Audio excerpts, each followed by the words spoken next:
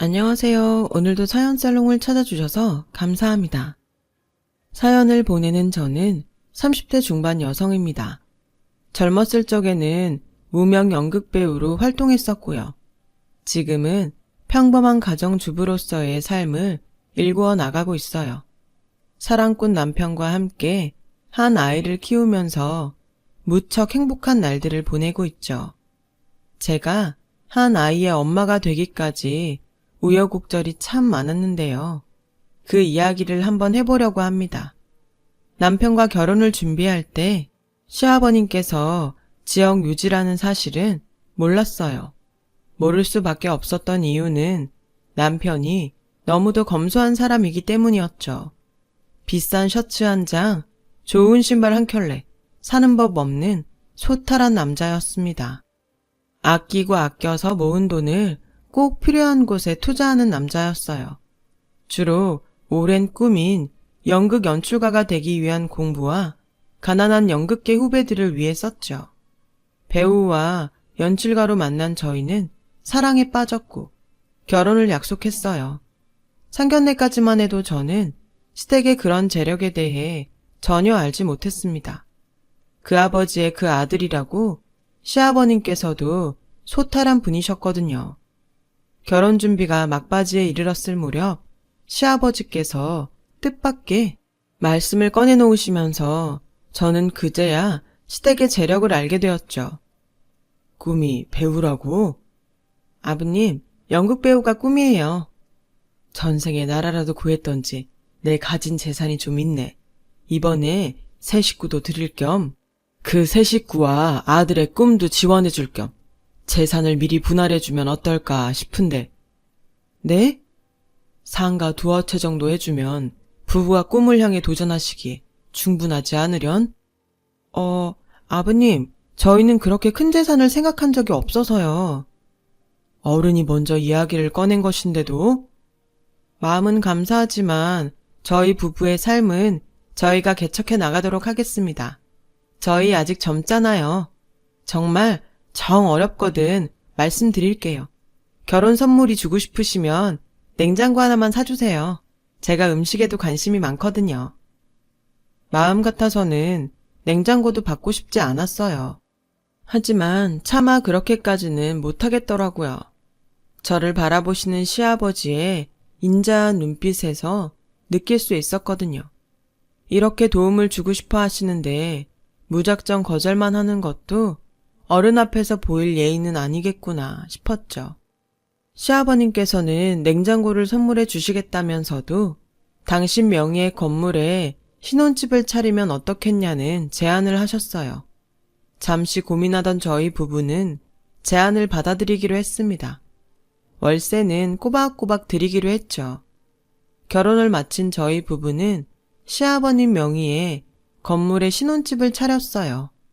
위층은 시아버지와 시어머니께서 거주하시는 시댁이었고 그 바로 아래층이 저희 부부의 신혼집이었죠. 독한 시집살이를 겪고 있던 몇몇 친구들이 시댁은 멀면 멀수록 좋다고 걱정했어요. 그러나 친구들이 걱정한 시집살이 같은 건 일어나지 않았어요. 시아버지가 워낙 좋은 분이었던 데다가 남편은 외동아들이었어요. 시부모님 대신해서 시집살이를 시전할 시누이 같은 사람도 없었거든요. 결혼 후 한동안은 참 화목하고 행복했어요. 한동안은요. 저희 부부가 이세 계획을 막 시작했던 어느 날이었어요. 시아버님께서 저희 부부에게 재산을 미리 나누어 주려고 서두르셨던 이유가 있었더라고요. 아버님께서는 남들 몰래 큰 지병을 앓고 계셨어요. 며느리 된 입장에서 시아버님의 병색을 눈치채지 못한 것이 죄스러웠죠. 아버님께서는 결국 병원에 입원하셨고 당신 스스로 삶의 마지막을 위한 준비를 시작하셨어요. 사람은 다 제 갈 때가 있는 법이란다.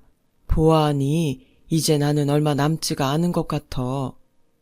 저희가 어떻게 해드리면 마음 편히 치료에 집중하실 수 있을까요? 건물 관리니 뭐니 미리미리 배워두는 건 어떠니? 어차피 너무 넓고 많아서 나 혼자서는 힘들기도 했고. 그런 말씀 마세요. 금방 일어나실 거예요. 부모로서 하는 부탁이야. 거절하지 말거라. 그날 저희 부부는 시아버님의 재산을 맡아서 관리하기로 약속드렸어요. 그때 상속에 대한 욕심은 잠자리 똥만큼도 없었어요. 아버님의 마음을 편하게 해드려서 치료에 집중하셨으면 했죠. 아버님의 건물들이 많았고 너무 넓은 지역에 펼쳐져 있던 탓에 저희 부부는 인수인계를 위해 시어머니의 도움을 받았어요. 그러지 말았어야 했을까요? 일이 그렇게 되자 그동안 잠잠하게 계셨던 시어머니가 본색을 드러냈습니다. 저희 부부에게 인수인계를 해주는 척 재산 관리에 개입하기 시작했어요. 시어머니의 행동은 그야말로 갑질이자 횡포였죠. 저희 부부 몰래 세입자들에게 접근해서 임대료를 2배도 넘게 올려놓으라며 폐악질을 일삼았다더군요. 새로 들어오는 입주자들에게는 다운 계약서를 강요하고는 다운 계약서만큼의 차액을 본인이 몰래 꿀꺽 한 거예요. 일종의 탈세였죠. 그런 식으로 부당하게 챙긴 뒷주머니가 얼추 억 단위가 된 거예요.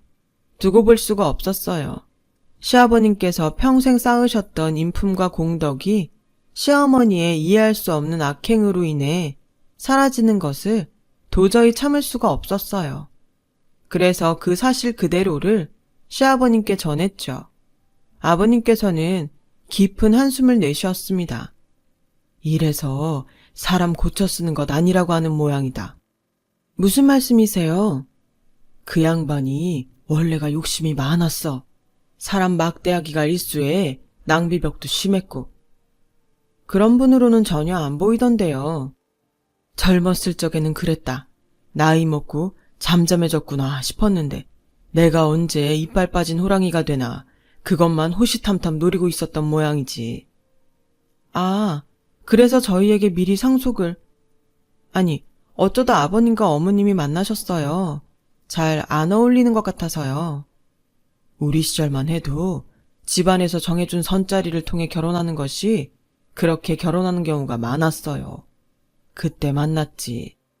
저희 부부는 시아버님의 부탁을 받아 시어머니의 잘못을 되돌려 놓으려 노력했어요. 임대료를 올려놓으라는 협박을 받은 세입자분들을 찾아뵙고 사과했고요. 몇 달치 임대료는 받지 않겠다고 약속도 드렸죠. 시어머니의 강요에 억지로 다운계약서를 쓴 세입자들과는 정상계약으로 바로잡고 시어머니에게 뜯기다시피 했던 금액 전부를 돌려드렸어요. 물론 세금 문제도 정상 처리했고요. 그러는 동안 시어머니와의 마찰이 수시로 벌어졌지만 저희 부부는 개의치 않았어요. 아버님께서 평생을 지켜오셨던 도덕적 가치관을 지켜드리고 또 그 가치관을 저희 부부가 이어받는 것이 중요했으니까요. 한편으로 저희 부부는 이세 계획에 더 적극적이었어요. 시아버님께서 임종하시기 전에 사랑스러운 손주를 품에 안겨드리고 싶었어요. 하지만 임신이라는 것이 사람 뜻대로 되는 건 아니더라고요. 시어머니와의 마찰을 이겨내며 모든 잘못을 올바르게 바로잡던 날, 그 소식을 아버님께 전하던 날, 아버님은 임종을 맞이하셨어요. 시아버님께서는 눈을 감기 직전에 잠시 저와 단 둘이 이야기하고 싶다고 하시더군요. 저는 미처 사랑스러운 손주를 품에 안겨드리지 못한 아쉬운 마음에 그 마음을 다해 시아버님의 손을 꼭 잡아드렸죠. 세아가 듣거라. 말씀하세요. 뭐든지요. 고맙구나. 네가 있어서 가는 길이 홀가분해. 너만 믿고 떠나마. 그리고 떠난 뒤에도 내가 늘 지켜주마. 시아버님의 장례는 고인의 뜻대로 아주 검소하게 치러졌어요. 장례를 마친 저희 부부에게는 아버님의 빈자리를 체감할 겨를조차 주어지지 않았어요. 시어머니가 시아버님의 유산을 접수하기 위한 행동에 돌입했기 때문이죠. 어머님은 장례가 끝나기가 무섭게 부잣집 사모님 행세를 하고 다녔어요. 저희 보라는 듯 비싼 외제차를 뽑았고 옷장마다 명품들로 그득할 지경이었죠. 당연하게도 그 모든 돈은 시아버님께서 남기신 재산이었어요. 저희 부부는 그런 어머님을 막아야만 했어요. 유산에 관심이 있고 돈이 아까워서가 절대 아니었어요. 문제는 시어머니의 행동거지에 있었죠. 시어머니는 돈이 많다는 이유로 당신만큼 가지지 못한 사람들을 무시하더군요. 지켜보던 저의 머릿속에 대한민국의 신분제도가 부활했었나 싶을 정도로 악독했어요. 시모가 고용한 운전기사님께도 뉴스에 나오는 막장 사모님 그대로의 행동을 했어요. 참나, 뉴스나 드라마를 보면서 사람을 어떻게 괴롭힐지 배우나 봐요. 세입자들에게도 마찬가지였어요. 심지어 손찌검까지 해댄다는 풍문이 있었을 정도로요. 물론 저희 부부가 가만히 있지는 않았죠. 그만 좀 하세요. 돌아가신 아버님 보기 부끄러운 줄 아셔야죠. 너 말 참 이상하게 한다 얘. 내가 내 돈 쓰면서 산다는데 그게 그렇게 문제라디? 혼자서 돈 쓰고 사시는 건 전혀 문제가 아니에요. 돈 많다는 이유로 사람들을 막대하고 다니니까 문제죠. 이게 어디서 훈계를? 난 이 시어머니야. 솔직히 아버님께서 어머님한테 부족하게 쓰셨던 것도 아니고 아버님 살아 생전에도 누릴 만큼은 다 누리면서 사셨잖아요. 누린 것 없다? 없다니요? 혹시 임대료 안 올려준다는 이유로 세입자 뺨 때리고 그런 것까지 누려야 한다고 생각하시는 건 아니죠? 그 얘기는 또 어디서 들었다든? 너 요즘 내 뒤밟고 다니니? 굳이 안 밟아도 알아서 다 들려요. 세입자분들이 오죽했으면 저한테까지 얘기를 했겠냐고요. 매번 이런 식이었어요. 저희 부부가 아무리 올바른 소리를 해봤자 시어머니는 눈썹 하나 깜짝하지 않으셨어요. 어머니로 인해 피해를 본 분들을 찾아다니며 사과와 피해 보상을 해봤자 길어야 이틀 뒤면 시어머니의 마수가 다시 뻗쳤거든요. 그렇게 고민에 빠져들었어요. 아버님과 약속한 대로 잘할 수 있다고 호기롭게 달려들었지만 현실은 저희 부부가 할 수 있는 최선은 잘못을 바로잡는 뒷감당이 고작이었거든요. 바로 그날 뜻밖의 희소식이 날아들었어요. 시아버님의 유서가 여러 법적 절차를 거치느라 뒤늦게 공개된 것이었죠. 유서의 내용은 간결하고 명료했어요. 첫째, 재산의 절반은 저희 부부에게 상속한다. 둘째, 나머지 45%는 저희 부부의 자식이자 당신의 손주에게 상속한다. 셋째, 부인에게 나머지 5%를 상속한다. 저는 그 순간에도 역시 아버님이구나 싶었어요. 상속과 관련된 모든 세금을 시아버님 생전부터 납부 준비를 해두셨더라고요. 그 세금을 처리하느라 유서가 늦게 전해졌던 것이고요. 문제는 역시나 시어머니였죠. 좋으냐? 내 돈 다 뺏어가니까는? 아버님께서 왜 이렇게까지 했는지 진짜 모르시겠어요? 알다마다 여우 같은 년이 시애비를 오죽 구워 삶았을까? 전 그런 적 없어요. 그리고 핀트가 한참 엇나가 계신데요. 이게? 어디서 눈 똑바로 뜨고 말대꾸를? 아버님은요, 어머님의 행동을 걱정하셨어요. 요즘 하고 계신 몹쓸 행동들이요. 그니까 아버님 원망할 것 하나도 없다고요. 어머니 당신께서 자처하신 일이지. 고얀 년? 두고 보자. 내 돈이 아까워서라도 이대로는 못 넘어가. 말씀은 바로 해야죠. 이제 어머님 돈 아니에요. 시아버님의 유산을 상속받는 것에 대해서는 솔직히 저는 무덤덤했고 오히려 부담이 좀 되었어요. 시아버님께서 보여주셨던 올바른 부자의 모습은 저희 부부가 쉽게 이어받을 수 있는 것이 아니었으니까요. 시어머니를 향한 걱정은 어마어마하게 컸어요. 과연 어떤 행동으로 유산을 갈취하려 할까 싶었죠. 아니나 다를까 시어머니는 하루가 멀다 하고 변호사 사무실을 들락거리더라고요. 뻔하죠. 어떻게 하면 유산을 가져올 수 있을까? 그 방법을 찾으러 다녔다는 거. 그리고 마침내 그 방법을 찾으셨던 모양이에요. 어느 날부터 시어머니가 자애로운 어머니상으로 돌변하셨거든요. 돈 얘기는 일절 꺼내지도 않았으며 시아버지 인품을 흉내냈어요. 하지만 저는 그 속이 빤히 보였죠. 저희 부부를 안심시키려는 속셈이라는 것을요. 그래서 속지 않았습니다만 시어머니는 제가 속지 않았다는 사실을 전혀 모르는 채로 두 번째 수작을 벌이더군요. 너희 부부관계는 좀 괜찮니? 왜 아직도 아이 소식이 없어? 아무 문제 없어요. 임신은 자연스럽게 하겠죠. 말로만 그러지 말고 이것 좀 가져다 아범 먹이니라. 이게 뭔데요? 남자한테 좋은 거란다. 그날 시어머니가 남편 먹이라며 저에게 준 것은 율무였어요. 그 다음 날에는 시금치를 주었고요. 또 다음 날에는 콩과 고사리. 심지어 어느 날에는 연극 기획일로 피곤한 남편이 졸음운전이라도 할까 걱정된다면서 초콜릿과 커피 원두를 하나를 안겨주기도 했습니다. 하나같이 남자의 정력에 해롭다고 알려져 있는 음식들이었죠. 사실은 전혀 남자의 정력과는 아주 무관한 음식들일 뿐이었어요. 어떻게 알았냐고요?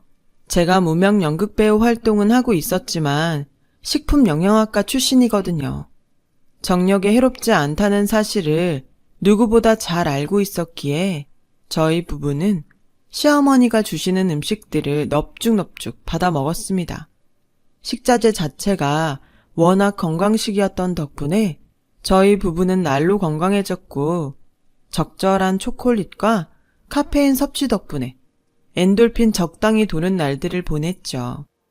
어머니는 그런 줄은 까맣게 모르는 채로 좋은 식자재들을 계속 날라다 주었어요. 제 눈에 뻔히 보이는 이유였어요. 남편도 다 알고 있더군요. 당신 볼 때마다 미안해 죽겠다 진짜. 뭐가? 엄마 이거 우리 임신 막으려는 거잖아. 정력에 안 좋은 음식들 잔뜩 먹여서. 우리한테 피해 안 가면 그만인데 뭐. 한심해서 그러지 한심해서. 그깟 돈이 뭐라고. 아들 며느리 미래 손주한테까지. 냅둬. 어차피 끈 떨어져서 돈으로 갑질을 벌이고 싶어도 못해. 한다고 해도 당신이랑 내가 가만히 안 있을 거잖아.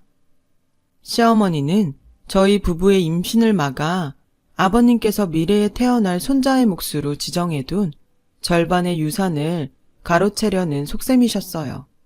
저희가 출산을 하지 않으면 절반의 유산은 시아버님의 부인인 시어머니의 것이 될 테니까요. 그래서 남편에게 남자의 정력에 나쁜 음식이라는 오해를 받고 있는 음식들을 모조리 가져다 먹였던 것이고요. 참 한심하고 가증스러운 수작이었습니다. 저희가 당신을 한심하고 가증스럽게 보거나 말거나 시어머니는 식자재들을 계속 날라다 주셨습니다. 갈수록 저희 부부는 건강해졌죠. 오래지 않아 시어머니도 약발이 먹히지 않음을 깨닫게 된 모양이었어요. 한 며칠 무척 초조한 모습을 보이더니만 늦은 밤에 다짜고짜 저희 부부의 신혼침대로 뛰어들었어요. 어머님, 저희 신혼인데 신혼이고 나발이고 무서워서 도저히 안 되겠다. 뭐가요? 너도 남편 없이 혼자 밤을 지새워봐라. 깜깜하고 조용하고 그게 얼마나 무서운 줄 알아? 어머님이 애도 아니고 무슨. 시끄럽고 오늘부터는 아들내미랑 같이 자련다. 정 불편하면 너 혼자 다른 방 가서 자던가. 그렇게 저는 시어머니에게 남편 옆자리를 뺏겼어요. 참나. 너무 기가 막히고 황당해서 뭔 말이 입에서 나오지를 않더라고요. 유산 욕심에 눈이 얼마나 멀어있던지 하다 이제는 부부관계까지 못하게 하려는 속셈이 너무 뻔했죠. 그대로 두어서는 안 되겠다 생각했고 저희 부부는 날이 밝기 무섭게 현관문 비밀번호를 바꾸었어요. 다음날 밤이 되자 시어머니는 열쇠집 아저씨까지 동원해 신혼집 문을 열더군요. 집안에서 그 소리를 듣고 있던 저희 부부는 순간 눈을 맞추었고 누가 먼저랄 것도 없이 연기를 시작했습니다. 시어머니가 집 안으로 들어오는 즉시 도둑이야! 온갖 비명을 다 질러댔죠. 시어머니를 향해 물건을 막 집어 던졌어요. 물론 베개나 쿠션 같은 물건들이었지만요. 그러는 한편으로 경찰에 신고했어요. 갑작스런 상황에 어머니는 당황했고 곧 경찰이 도착했어요. 어머니는 가택 침입 혐의로 경찰에 연행되었죠. 유산 상속이 아직 완전히 이루어지지 않은 덕분에 저희 부부는 돌아가신 시아버님 명의의 건물에 세입자 입장이었기에 가능한 신고였어요. 시어머니고 아니고를 떠나서 세입자 집에 무단 침입한 혐의는 명백하니까요. 어머니는 간단한 조사를 받았고 훈방조치되었어요. 하지만 곧장 경찰서에서 나오지는 못했어요. 마침 경찰이 시어머니의 갑질을 향한 세입자들의 고소고발장에 대한 수사를 시작하고 있던 참이었거든요. 밤새 모든 고소고발건에 대한 진술을 마친 시어머니께 말씀드렸죠. 세입자분들이 화가 많이 난 모양이더라고요. 없이 사는 것들이 주제도 모르고? 저희 앞에서 그런 말씀하시면 안 돼요. 그분들 도와드린 사람이 저희거든요. 뭐? 너 미쳤니? 미치지 않고서야 어떻게 이런? 시아버님께서 평생을 쌓으셨던 인덕을 지켜야죠. 어머님도 최소한 사람답게 살기를 바랬고요. 그게 자식된 도리니까요. 그래서 뭐? 세입자분들의 합의 조건은 간단해요. 사과하세요. 그러면 모든 것들이 원만하게 끝날 수 있습니다. 그리고 이건 자식이자 며느리로서의 마지막 부탁이에요. 웃기시네. 어디 법원까지 가보라지. 돈 있는 사람이 무너지는 법? 그런 법은 없다. 정 그렇다면 저는 며느리로서 시아버님의 마지막 유언을 들어드려야겠네요. 어머님은 오늘부로 우리 부모 아니에요. 지금 살고 계신 집에서도 나가주시죠. 시어머니는 정말 할 수 있는 발악은 다 하더라고요. 저희 부부는 그러거나 말거나 매몰차게 돌아섰죠. 소송 끝에 시어머니는 세입자분들의 고소고발건에 대한 각종 명목으로 배상금을 지불해야만 했어요. 시아버님과 저희 몰래 차고 있던 뒷주머니의 돈을 날려먹은 거죠. 시어머니로부터 피해를 보았던 모든 세입자분들이 저희 부부를 찾아와 감사의 인사를 전했고 집에서 쫓겨난 시어머니의 모습을 보지 않게 되면서 사건이 일단락되나 싶었습니다. 그런데 저희 부부가 마침내 임신에 성공할 무렵이었어요. 한동안 잠잠하던 시어머니의 소식이 들려오더군요. 사치스러운 버릇을 아직 못 고쳤는지 비싼 호텔방에 장기 투숙하고 있다. 그러면서 용하다고 소문난 무당이란 무당은 모조리 찾아다니고 있다. 시어머니는 수천만 원을 들여 무슨 구슬하려고 하는데 무당들이 거절하고 있는 상황이다. 거절당하는 것으로 보아서는 일종의 저주굿으로 보인다. 그런 이야기였어요. 불길해진 저희 부부는 시어머니가 만났다는 무당을 수소문해 찾아갔어요. 그곳에서 충격적인 이야기를 듣게 되었습니다. 너거 시애미 그거 아주 몹쓸년이드만. 진짜 저주인가요? 저주지 그럼. 그 저주를 행하는 나한테까지 업보가 들이닥칠 만큼 아주 흉한 굿이야. 대체 무슨 굿이었는데요? 임신했지? 봐서 아시잖아요. 그 아이를 유산시키는 저주를 내려달란다. 겉도 모자라서 너희 부부를 불임으로 만들어 놓으래. 유산과 불임이라니 분노가 치솟았습니다. 당신의 핏줄이잖아요. 그리고 핏줄이기 이전에 사람이라면 해서는 안 되는 짓거리잖아요.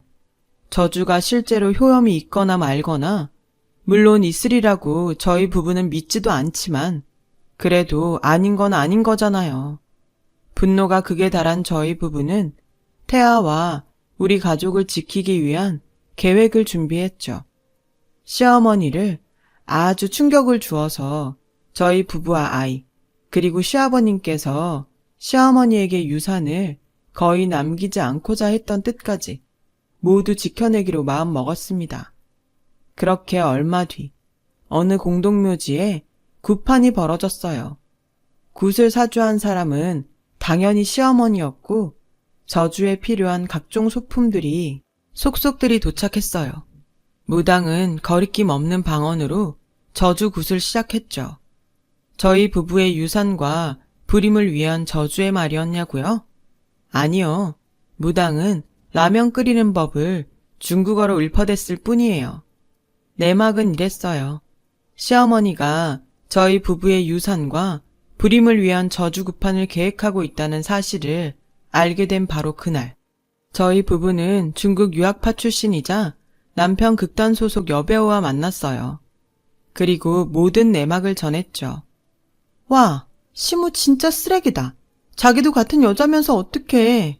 암튼 선배, 제가 뭘 어떻게 도와드리면 될까요? 배우들이랑 같이 가짜 굿판 하나 만들자. 무당은 네가 맡아줬으면 좋겠어. 그리고요? 중국어 잘하니까 나쁘지 않은 말 쏟아내면서 저주굿을 하는 척 연기해. 어차피 그게 중국어인 줄 모를 거야. 그리고 하이라이트는 시어머니의 저주굿판. 저희 부부가 섭외한 여배우이자 가짜 무당의 저주굿이 하이라이트에 접어드는 순간 기다리고 있던 제가 시어머니의 앞으로 나섰어요. 그런 저의 모습을 본 시어머니는 잠깐 당황하더니 이내 온 얼굴 가득 환희를 띄웠습니다. 굿이 먹혔구나. 이제 곧 유산도 될 거고. 그렇게 되면 손주 몫의 돈은 내 것이구나 싶었겠죠. 그도 그럴 것이 저는 이미 정신 나간 사람과 같은 몰골을 한참이었거든요. 무엇보다 저 배우잖아요. 정신 나간 척 연기가 기가 막혔죠 아주. 그렇게 잠시 시어머니의 흥을 돋군 뒤 비로소 시어머니를 홍군형 내기 위한 연기를 시작했습니다. 썩을년, 돈이 그렇게 좋더냐? 당황한 시어머니는 가짜 무당에게 어떻게 된 일이냐며 캐물었어요. 가짜 무당이 당신 남편이 빙의된 모양이다 라고 설명하자 순식간에 사색이 되더라고요. 부모 자식도 눈에 뵈지 않을 만큼 돈이 그렇게 좋았냔 말이다 이년아. 여보, 그런 게 아니라 내 얘기를 잠깐만 내가 다 지켜보고 있었는데 얘기는 무슨. 가자. 나랑 같이 저승 가서 벌 받자. 내가 무슨 죄를 지었다고 이래 진짜. 내 손주를 죽이려 한 죄, 그것도 모자라서 아들 며느리에게 저주까지 퍼부으려 한 죄. 이래도 몰라? 어서 나랑 같이 가자. 순간 돼지머리며 떡들이 한가득 쌓여있던 제단이 와장창 무너졌습니다. 연극 연출가인 남편이 준비한 연출이었죠. 하지만 그 사실을 모르는 시어머니의 얼굴은 사색이 되었어요. 이때다 싶은 저는 가짜 무당을 살벌하게 쏘아보았고 가짜 무당은 질식하는 척 숨을 꺽꺽대며 실감나는 연기를 펼쳤죠. 결국 겁에 질려버린 시어머니는 제 앞에 무릎을 꿇고 싹싹 빌기 시작했어요. 이만하면 되었다 싶은 저는 상황을 마치기로 마음먹었죠. 어리석은 것. 다시는 아들 며느리 곁에 얼씬도 하지 마. 돈 욕심이니 사람답지 않은 행동은 하지도 마. 타인에게 위해를 끼치려 하지도 말아야 할 것이야. 잘못했습니다. 다시는 안 그럴게요. 살려만 주세요. 오늘 일 평생 잊지 말어. 행여 몹쓸 행동이 또다시 나올 적에는 가만히 있지 않을 거야. 말을 마친 제가 빙의에 풀린 척 실신하는 연기를 하기가 무섭게 시어머니는 그대로 주랭랑을 치더라고요. 가짜 굿판도 마무리되었죠. 저희 부부는 약속했던 그대로 시어머니가 가짜 무당에게 지불했던 수천만 원의 굿비용 일체를 극단에 기부했어요. 어려운 상황 속에서도 꿈을 잃지 않고 노력하는 후배들을 위해 쓰기로 한 것이지요. 그 기부에는 저희 부부가 준비한 기부금도 함께 했고요. 시어머니가 가끔 돈 얘기를 꺼내기 위해 저희 부부를 찾아올 때면 저는 딱 한마디로 시어머니를 저주하고는 해요. 말씀 잘하세요. 지금 어머님 뒤에 아버님 계세요. 그렇게 평화를 되찾은 저희 부부는 건강하고 사랑스러운 아이를 출산하게 되었어요. 그리고 하늘에 계신 시아버님께 약속드렸어요. 주변의 어려움을 널리 굽어 살피는 사람이 되겠다고요. 우리의 아이가 어느 정도 자라면 저도 배우의 꿈을 향해 다시 도전하겠다고요. 시아버님께서 저의 꿈을 아껴주셨던 것에 대한 보답 차원에서라도요. 사람이 사람을 아끼는 당연한 가르침 깊이 새기며 살겠습니다. 긴 이야기 들어주셔서 감사합니다. 들어주신 모든 분들 좋은 하루 되세요. 여러분, 사연 댓글에 응원과 현명한 조언 부탁드려요. 좋아요와 구독은 저에게 큰 힘이 됩니다. 오늘도 좋은 일 가득하세요.